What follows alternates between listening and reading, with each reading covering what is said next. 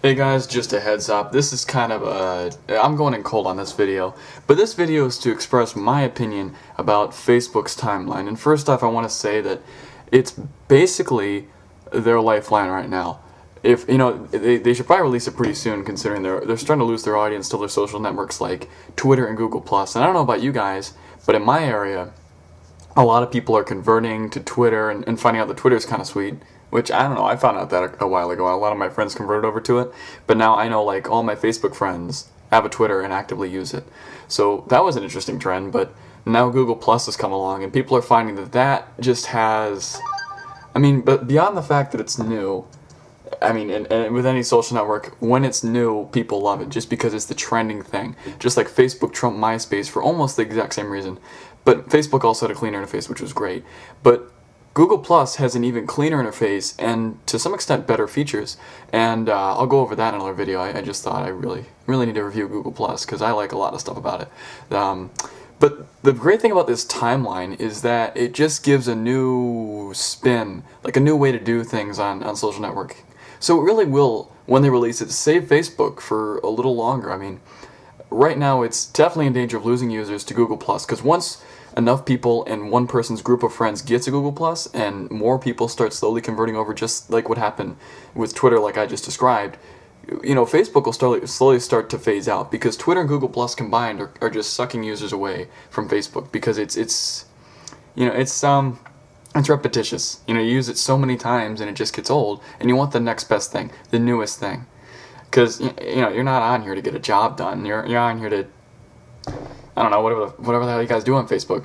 But anyway, this gives you kind of a cool way to look at your feed. And even though this is old stuff that I've already posted, I'm still interested in looking at it. I'm still interested in looking at, you know, oh, what did I post when and how. And people that have used it for long, like I've used it for about 2 years, I want to know what I did back in 2010 on Facebook. What was I doing?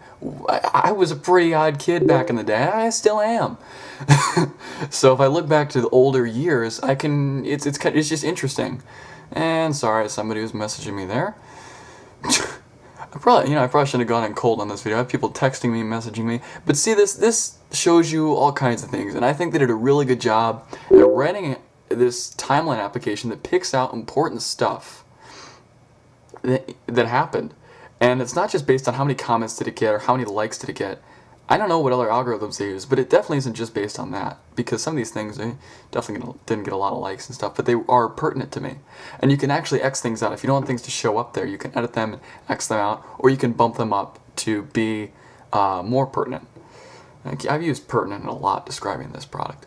But anyway, you can see who people I've added, photos I've added, and let's say, I don't know, I find something, a place I went to New York City, so I can add that in this timeline because they didn't have places back then. But now I can add a geotag for New York City. If it's not, okay, I really could care less, so I probably, oh, okay, I was in New York City. New York, no, not York, New York. No, just like New York, like New York's, whatever. Anyway, oh, that's probably why. City. Yeah, okay. So that's not going to work real well. But overall, they did do a really great job in making this. And once you guys get you can watch the video. To get your hands on with this, you can watch the video just prior to this and get access to this feature. But it's a really great refresh. They've done a lot of layout changes and they've added a lot of features, but this is by far, well, not just the only one I've liked so far, because it is the only one I've liked, but it's just one that's actually gonna up their user retainment level, because they're definitely gonna have a problem with keeping users in the near future.